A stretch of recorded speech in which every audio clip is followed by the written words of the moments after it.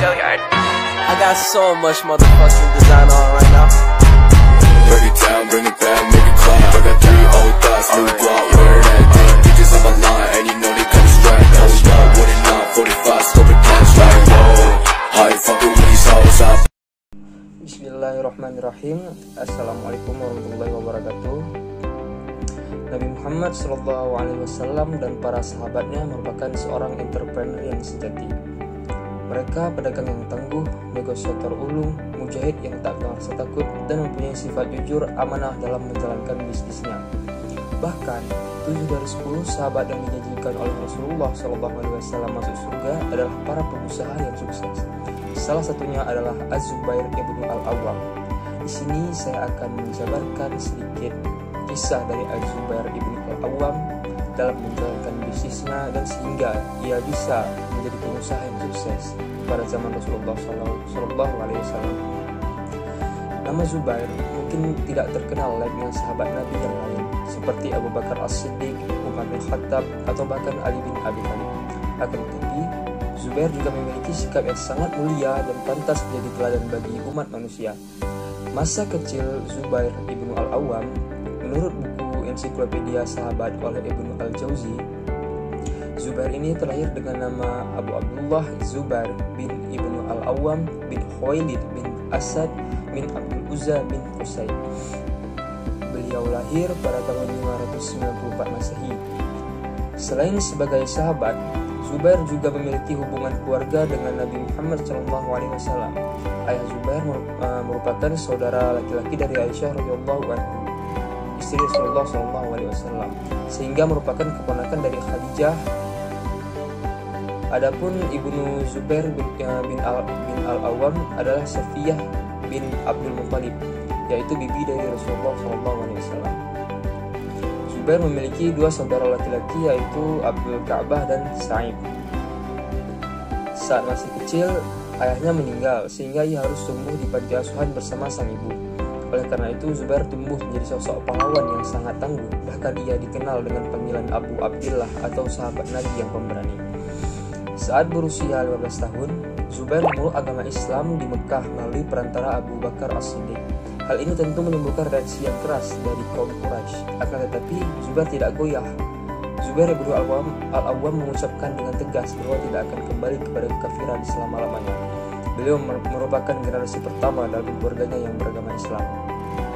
Kemudian Rasulullah SAW merasa sangat bangga terhadap Zubair, dan ia bersabda, setiap Nabi mempunyai pengikut pendamping yang setia atau hawari, dan hawariku adalah Zubair.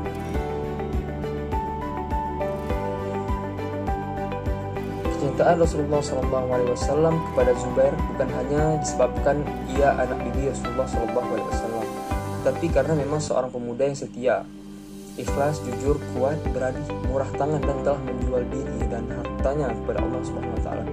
Dia adalah seorang pengelola perdagangan yang berhasil dan hartawan, tapi hartanya selalu diinfakkan untuk perjuangan Islam.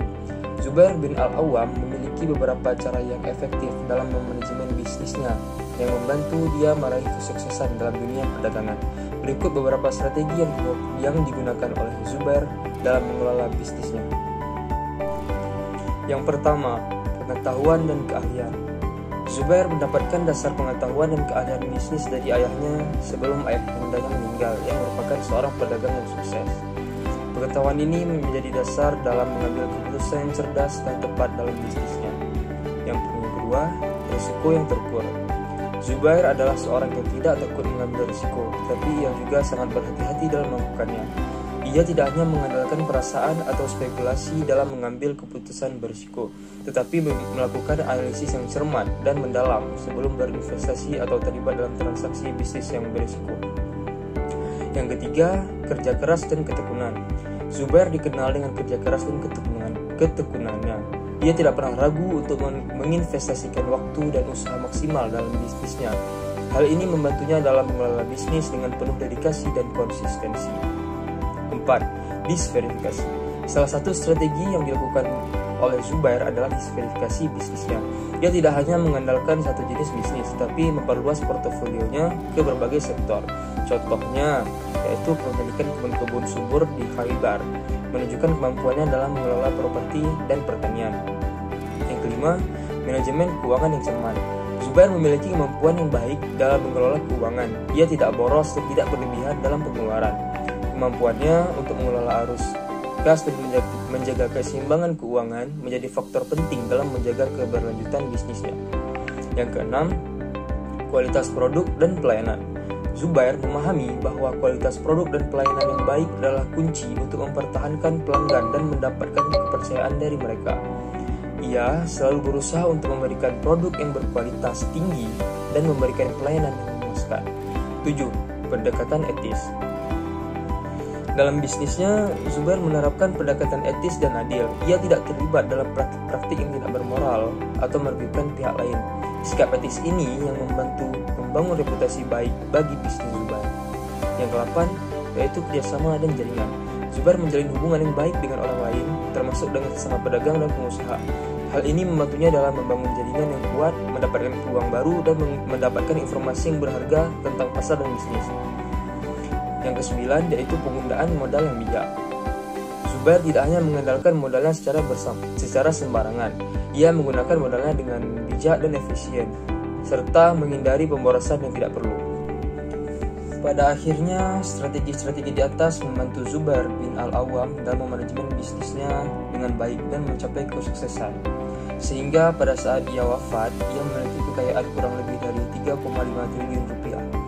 Keberhasilannya dalam bisnis juga ditunjang oleh prinsip-prinsip Islam yang mengajarkan keadilan, etika, dan tanggung jawab sosial dalam berbisnis.